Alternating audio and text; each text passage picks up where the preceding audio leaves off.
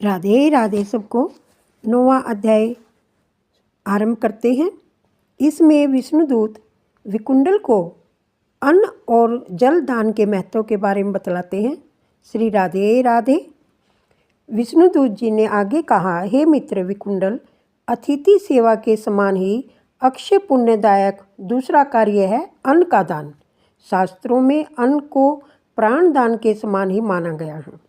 इसलिए अन्न दान करने वाले दानी उत्तम दैत्यप्यमान विमानों में बैठकर स्वर्ग को गमन करते हैं तथा स्वर्ग में अनंत काल तक निवास करने के बाद पुण्य दिव्य शरीर धारण कर पृथ्वी पर उत्तम कुल में जन्म लेते हैं।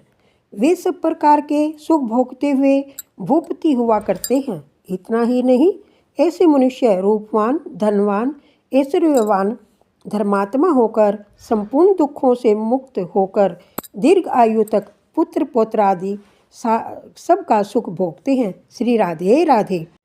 देवदूत ने आगे कहा, हे मित्र, जब राजा केसरी ध्वज स्वर्ग का भोग पूरा कर पृथ्वी पर आने लगे तब धर्मराज ने उनसे कहा था, हे राजन, पृथ्वी से लौटकर यदि पुनः पूर्ववर्त स्वर्ग में आना चाहते हो तो पृथ्वी पर जाकर अन्नदान अवश्य करना। हे मित्र, ये वचन मैंने स्वयं धर्मराज के मुख से सुने हैं। जो मनुष्य ग्रीष्म ऋतु में जल का दान करते हैं तथा सभी ऋतुओं में अन्न का दान करते हैं, वे स्वर्ग में अनंत काल तक दिव्य सुखों को भोगते हैं।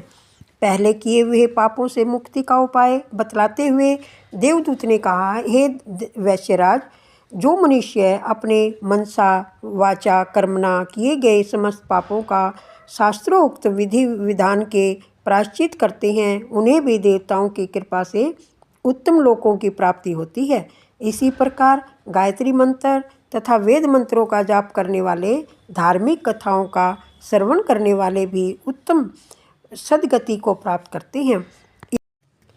राधे राधे। व्रत एवं तप का अनुष्ठान करते हुए जितेंद्रिय रहकर सत्य बोलते हुए जो पराये और दूषित अन्न का त्याग करते हैं, वे भी नरक यातनाएं नहीं भोगते। पाप की कमाई से दूर रहकर धर्म आधारित जीविका पर निर्भर रहते हुए जो व्यक्ति सदाचारी जीवन व्यतीत करते हैं, उन्हें तो स्वर्ग प्राप्ति निश्चय ही होती है। जो मनुष्य जिसके अन्न और धन का उपभोग करता है, वह उसके पापों का भी भागीदार बनता है। इसलिए सदैव ही दान करते रहना चाहिए और पराश्रित कभी नहीं रहना चाहिए। राधे राधे। विष्णुदूत का यह उपदेश सुनकर विकुंडल ने पूछा, हे मित्र, इनके अतिरिक्त अन्य वे कौन कौन से कर्म हैं जिनके करने से मनुष्य यम पास से मुक्त हो जाते हैं, तथा वे कर्म कौन से हैं जिनको करने से प्राणी को नरक प्राप्त होता है? विष्णुदूत ने कहा, हे मित्र, जो मन वचन कर्म और चिंतन से किसी भी समय या अवस्था में दूसरों को किसी भी प्रकार का कष्ट नहीं देते, वे नरक में नहीं जाते। प्राणियों की हिंसा करने वाले मनुष्यों का तो जप तप दान यज्ञ वेद पाठ तथा धार्मिक अनुष्ठान करके भी उद्धार नहीं होता। राधे राधे। ऋषियों तथा महर्षियों ने सदैव ही हिंसा को हे और पाप कहा है।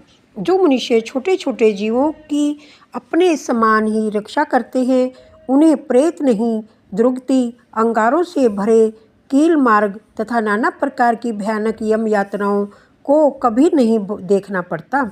श्री राधे राधे। हिंसा को सर्वश्रेष्ठ धर्म बतलाते हुए भगवान के दूत ने कहा, जो मनुष्य भोजन का स्वाद और शरीर हित से प्रेरित होकर जलचर, थलचर और नभचर जीवों की हिंसा करते हैं, उन्हें घोर दुर्गति प्राप्त होती है। नरक में उन्हें अपने ही मांस का भक्षण करना पड़ता है और आगामी जन्मों में अंगहीन तथा रोगी होकर दुख भोगना पड़ता है। प्राणी हिंसा करने वाला दोनों ही लोकों में घोर दुखों को प्राप्त करता है। इसके विपरीत प्राणी हिंसा से मुक्त रहने वाले को सर्व सुख और अभय प्राप्त होता है। वह दुख रहित और भय रहित रहता है। राधे राधे। जैसे सभी नदियाँ, नालों, झीलों का जल अपनी यात्रा पूरी कर समुद्र में समाहित होते हैं, उसी प्रकार संसार के सभी धर्म अहिंसा से प्रारंभ होकर अहिंसा में ही समाहित होते हैं। इसलिए ऐसे मनुष्य को जो दोनों लोकों में सुख चाहते हैं उन्हें हिंसा और अन्य पापों से अपनी रक्षा करनी चाहिए। 9वां अध्याय संपूर्ण हुआ। श्री राधे राधे। अगले अध्याय 10वें में हम जानेंगे कि यश और मोक्ष कैसे प्राप्त किया जाता है। श्री राधे राधे।